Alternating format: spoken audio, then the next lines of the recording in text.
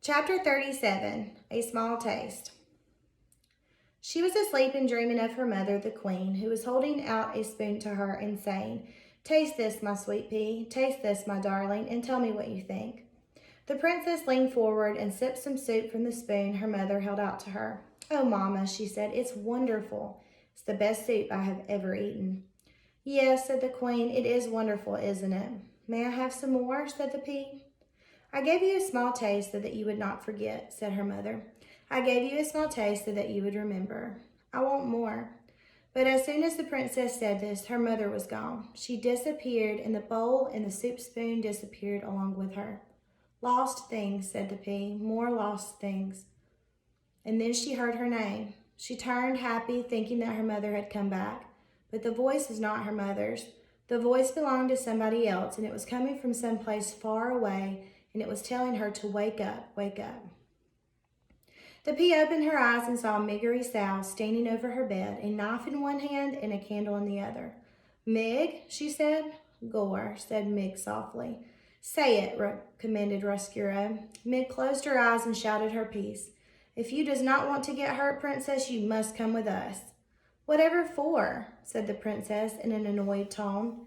As I have noted before, the princess was not a person who was used to being told what to do. "What are you talking about?"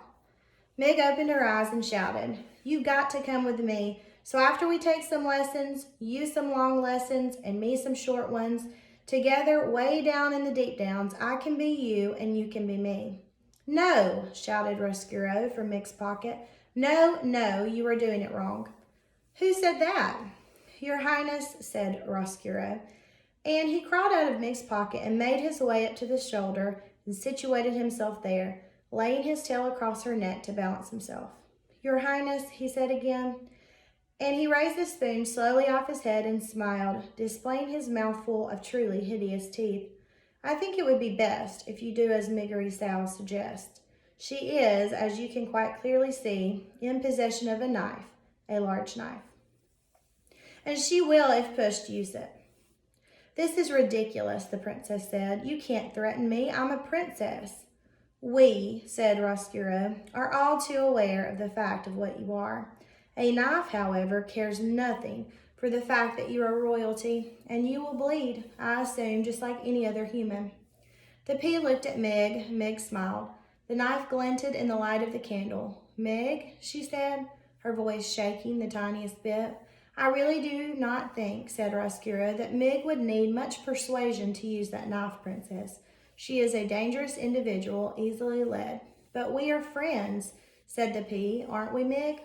"Eh," said Mig. "Trust me," said Roscuro, "you are not friends.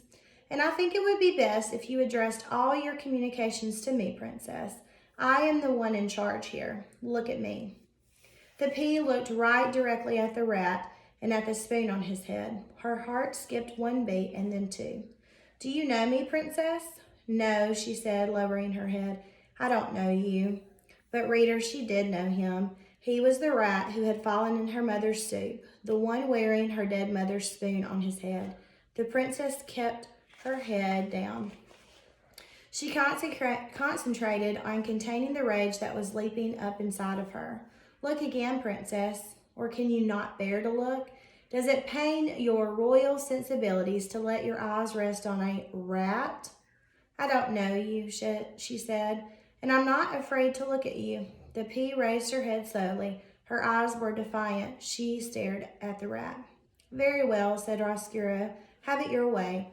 You do not know me. Nonetheless, you must do as I say, as my friend here has a knife. So get out of bed, princess. We are going on a little journey. I would like it if you dressed in your loveliest gown, the one that you were wearing at a banquet not so long ago."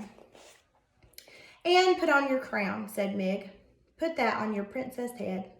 "Yes," said Roscuro. "Please, princess, do not forget your crown." The pea was still staring at Roscuro, pushed the covers back, and got out of bed.